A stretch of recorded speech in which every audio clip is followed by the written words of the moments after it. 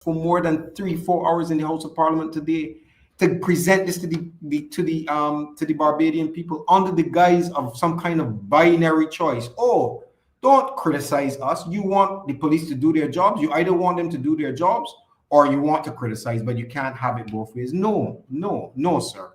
We have a right to dive into this piece of legislation and to give our opinion and ask questions and agitate when we don't understand. And when we discover that there are things wrong with it, we have a right to go to our government and say, listen, something is wrong with this legislation. We are not comfortable, and have the government respond accordingly. You cannot have a government that is only about themselves and not about the people. You have a situation where the chairman of that committee, that commission, could be anybody, anyone. So it's incumbent upon us to make sure that the citizens understand what's happening here in Barbados. Understand that you have a piece of legislation that's flawed at every turn.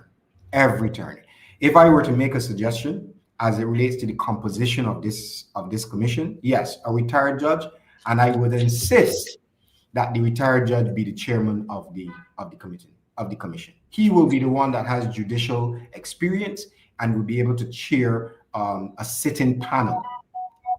I would then suggest that one of the members of the commission should or could be what is a retired law enforcement officer, either from the defense force or from the police service, that have reached the rank of either assistant or deputy commissioner, or have reached the rank of captain in the Navy, or I can't remember the rank of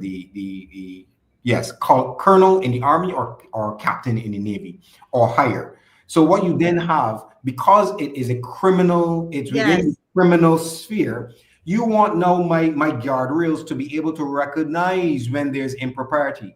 Those persons now will be able to recognize if the present commissioner has done something that he should not, because they would have the experience.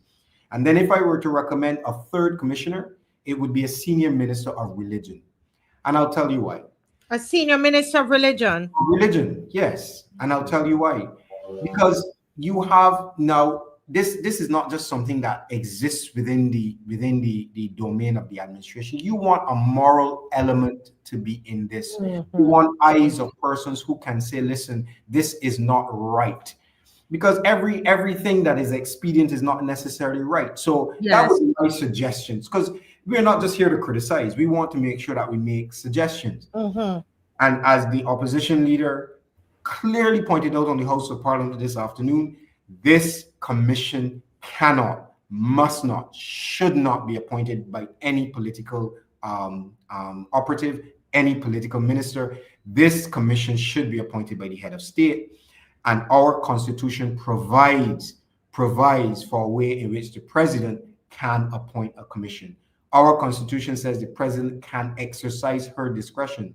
It takes it out of the arm of a sitting administration and puts it in the arm of the head of state, such that it creates that independence. It creates that ability to have the citizenry be confident that these persons are independent. As it relates to their remuneration, if I were to make a suggestion, you have a scenario where you can set up a fund, a sinking fund, that is then invested and can can be funded by the income from the investment. Similar to the Court of Justice, the Caribbean Court of Justice, when it came together, all of the governments of the Caribbean had to deposit a certain amount of money into an investment fund, and that investment fund is then invested into the world market, and it earns interest, and that interest is what funds the Caribbean Court of Justice. That structure allows that the Caribbean Court of Justice, the governments don't have to pay the Caribbean Court of Justice. The governments don't have to pay the salaries of the judges, and therefore, when a case from Barbados comes to the judge, they don't have to worry about funding of the court in their ruling. It isolates them from the government. Similarly, this commission, you can set up a fund, so the government, the parliament could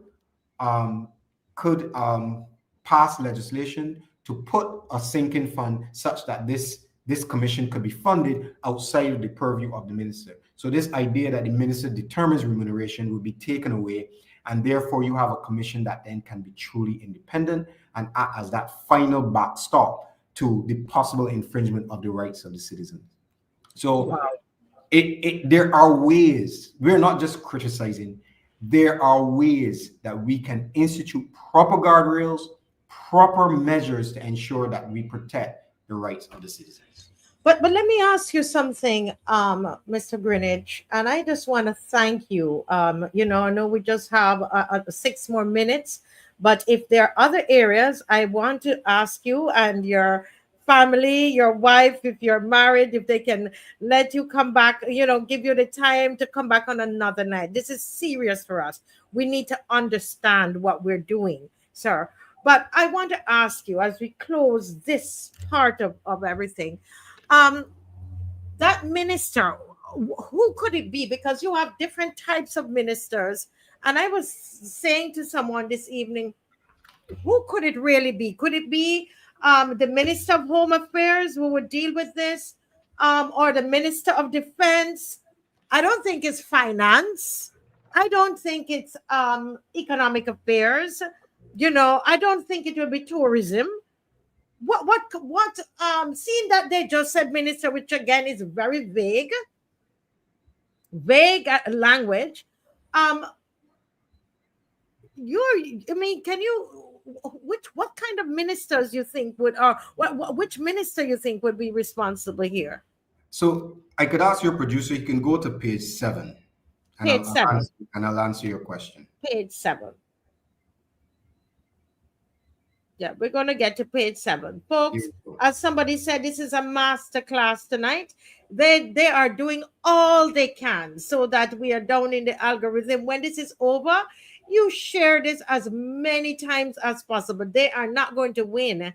They are not going to win. And this is so terrible. We're trying to educate ourselves, and they're still fighting us against that education. Yes, go right ahead, sir.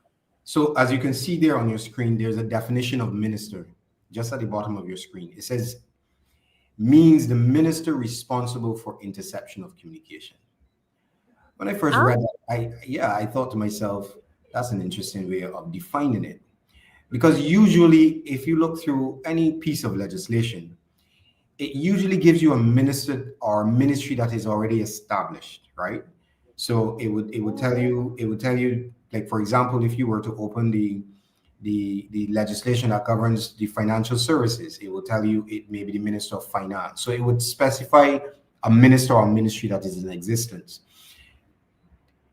A minute. So there is this minister, just bear with me, because this minister already exists, because I never heard about this minister before. No, this is not an existing portfolio, and it's what I would call a circular definition. The minister means the minister responsible for international interception of communication. That's a circular definition.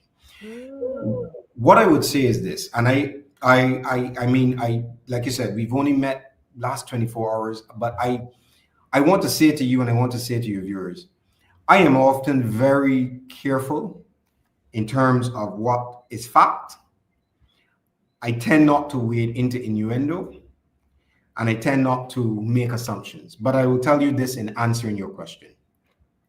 One of the functions in the legislation that the minister has is that if the commissioner of police goes to the judiciary on the grounds of national security, one of the documents that the commissioner of police must present to the judge is a signed declaration from the minister, this minister here, a signed declaration from the minister confirming that the application is in fact for national security reasons. So let me repeat that. If the commissioner of police goes to the judge, goes to the judiciary with an application for a warrant to intercept communications, and the reason he wants that warrant is for national security purposes, one of the things he has to present as evidence to the judge is a signed declaration from this minister that it is indeed for national security purposes. I made the nexus to say that any minister of government that is going to sign a declaration under national security, one would assume or one would deduce that it must be the Minister of National Security.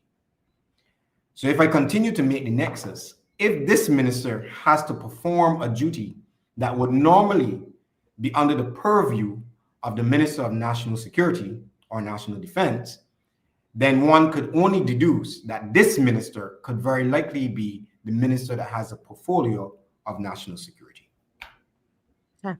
Well, as you said, we don't know, but you are just you are deducing that from this document. Yes. Sir, as somebody says, a very honest and sound presentation by Mr. Corey Greenidge tonight. Very well presented, very balanced, and I love that. And I learned a lot tonight. And trust me, you know me, guys. We're going to and a lot of you out there, we're going to go through this and break it down. Sunday we'll be on this again, going through. And Mr. Greenidge, I want to say that if there's is there any other area that you didn't get to touch on tonight, sir? There are a lot of other areas within the app that do have deficiencies, and I want to why we didn't I don't want to overload the Yes. citizens, because again it's 40 something pages of legislation.